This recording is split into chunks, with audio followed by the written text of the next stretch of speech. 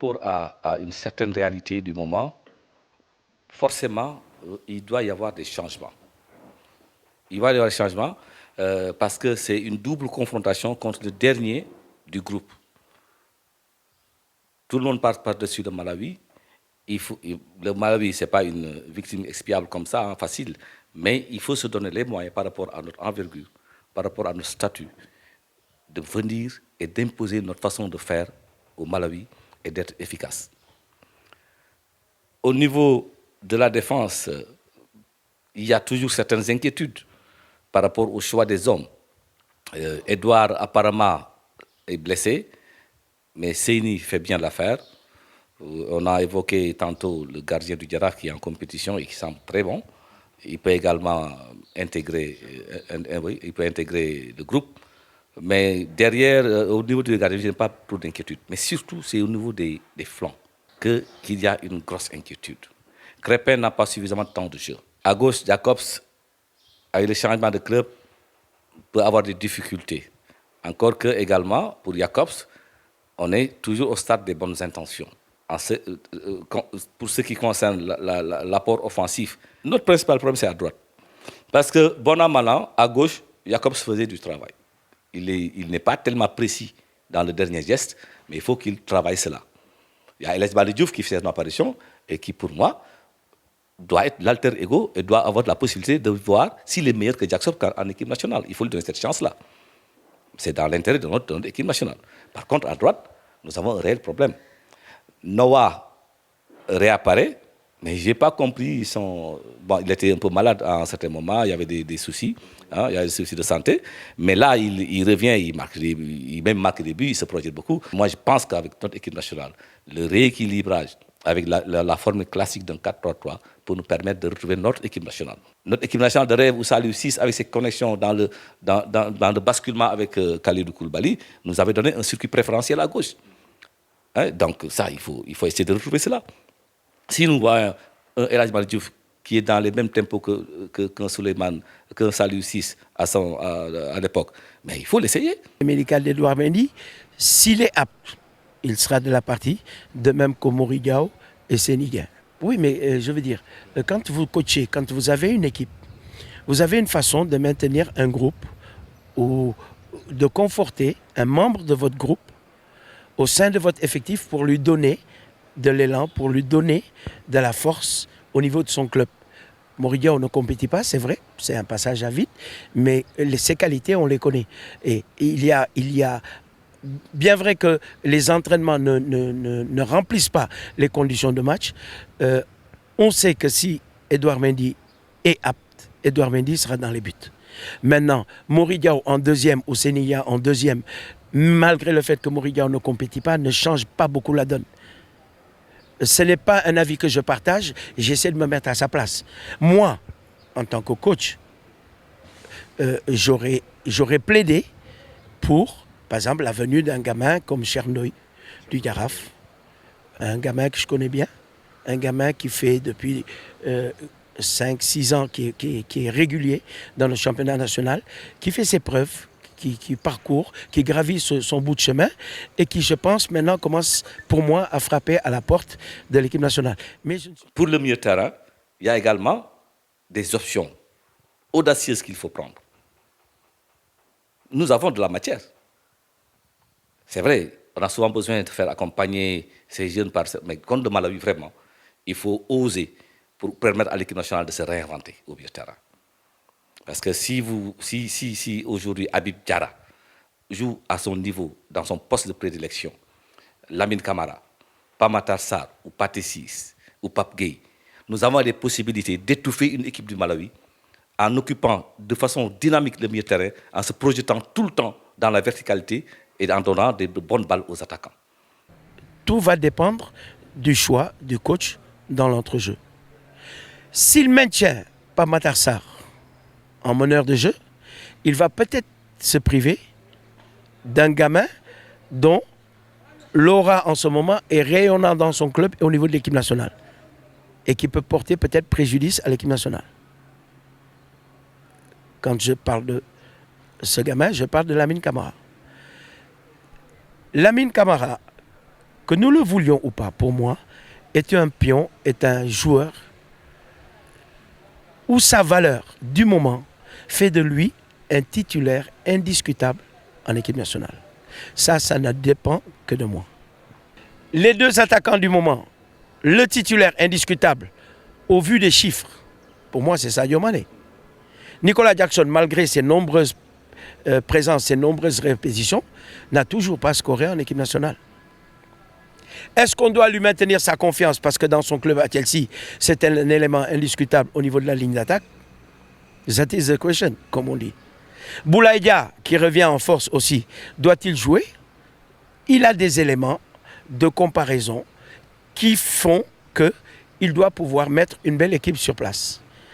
Et par rapport à ça, je préfère avoir dans la sélection du Sénégal ce que nous appelons des problèmes de riches qu'avoir des problèmes pour mettre un joueur à un poste que nous n'avons pas. Voilà le principal problème du Sénégal. Avoir des occasions nettes, que les attaquants soient bien servis. Mais pour qu'ils soient bien servis, il faut d'abord maîtriser le jeu, maîtriser les circuits de passe, créer des zones intermédiaires où nous allons densifier le jeu avec une capacité de jouer dans la verticalité, de prendre des espaces et de libérer le match. C'est comme si, par exemple, si vous avez Ismaël Sarr, par exemple, s'il doit prendre le ballon lui-même, initier, organiser, finir, c'est difficile. Ismaël, c'est un sprinter. Mais il y a des checkpoints avant d'arriver dans la zone d'accélération. Il faut éliminer ces checkpoints-là par des passes répétées et par des décalages pour lui trouver la possibilité de confrontation en vitesse pure avec son vis-à-vis direct. Il le bouffe. Jackson également. Donc Jackson, c'est... Moi, parce que je suis un tout petit peu comme les Allemands dans les choix. On a trouvé en Jackson un élément exceptionnel. Il faut organiser autour de Jackson un projet de jeu offensif. Voilà quelqu'un qui, depuis 2 ans, est dans un des plus grands clubs anglais, dans le plus grand championnat du monde. On lui fait confiance dans ce club-là parce qu'on sait qu'il a quelque chose. Il te met 15-16 buts l'année dernière, il est en train de te mettre des buts cette année. Pourquoi il n'en marque pas à l'équipe nationale? Prends les vidéos de Jackson, discute avec lui et regarde tes jours, choisis les profils qui peuvent accompagner Jackson. C'est une forme de solution. Parce que c'est comme ça. Les systèmes, tu as une idée, mais parfois tu n'as pas les éléments pour eux. Adapte-toi, toi, l'entraîneur, au jeu des joueurs, aux capacités, aux qualités des joueurs, pour faire un système dynamique. Nous avons de la matière, c'est un problème maintenant d'organisation et de choix qu'il faut faire pour avoir ce fond de jeu qui permette à nos attaquants d'être sur une passe devant le gardien de but, d'avoir une, deux.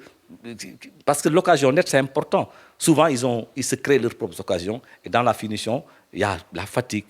La qualité première de Sadio Mané, c'est la provocation, c'est sa vitesse, c'est son sens du but. A-t-on le droit de faire reculer Sadio Mané, de le conforter à un poste parce qu'il va peut-être beaucoup plus défendre que d'habitude, même si nous savons qu'il sait le faire, alors que en deuxième attaquant ou en attaquant de pointe devant, nous sommes sûrs et certains que Sadio Mané, s'il ne marque pas le but, il crée l'occasion du but ou il amène la situation qui amène le but. A-t-on le droit de prendre ce risque? Je ne pense pas. Donc je ne vois pas, honnêtement, Boulaye jouer avec Jackson à la pointe de l'attaque, car je ne comprendrais pas de faire reculer Sadio Mané à un poste de numéro 10 ou même un poste de piston. La Sadio dépendance. C'est une Sadio dépendance qui nous poursuit toujours.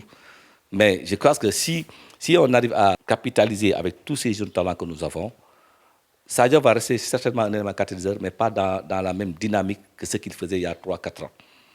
Parce que Sadio, aujourd'hui, il a toujours le flair. Il sait toujours marquer des buts. Et il sait toujours marquer des buts improbables. Mais il faut qu'il soit dans les conditions. Parce que dans la façon de jouer là, Sadio ne peut pas être aussi performant qu'il le fait en Arabie Saoudite, même à son âge. Donc il faut, comme tout à l'heure je disais, il faut éliminer les checkpoints. Il faut réussir à utiliser Sadio Mané de façon efficiente, efficace dans le dernier tiers. Parce que les tâches défensives vont l'user et il ne peut pas les faire comme un beaucoup plus jeune que lui.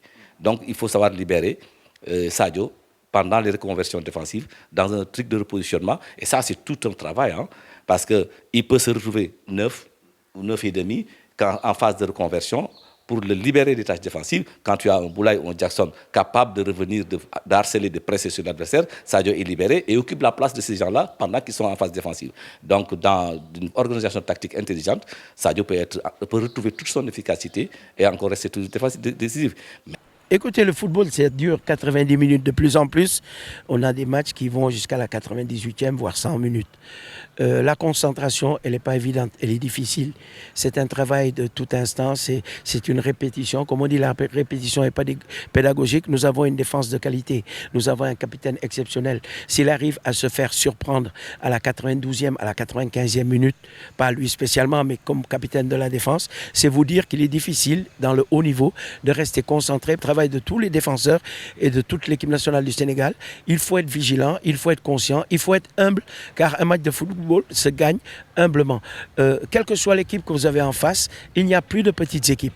Il faut rester concentré et il faut faire surtout preuve d'humilité pour pouvoir amener cette équipe jusqu'à la 95e, voire la 90e minute, quand on mène au soir, et savoir garder ces 3 points, car de plus en plus, c'est très important, surtout au niveau du décompte final. On est dans un groupe où on ne peut pas avoir peur. Et donc, la qualification, ce n'est pas une préoccupation, c'est le contenu que nous allons offrir pour redevenir le Sénégal qui fait peur. Mais sur les derniers matchs que nous avons joués, c'est nous qui avions peur. À tout instant, le Burkina pouvait nous mettre un deuxième but.